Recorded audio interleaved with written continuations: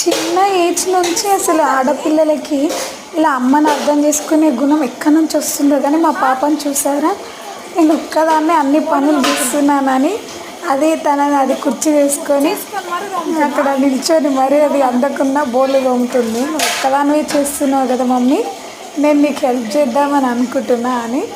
నిజంగా ఆడపిల్ల ఉండాలి ఇంట్లో.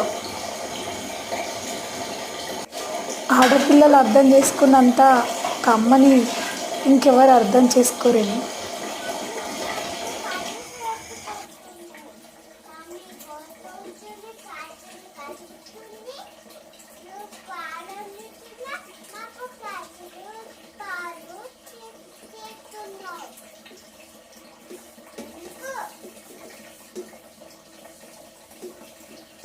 అందుకు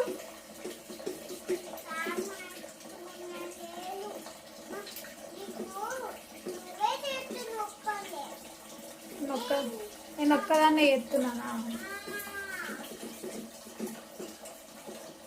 అందుకు నువ్వు చేస్తున్నావా?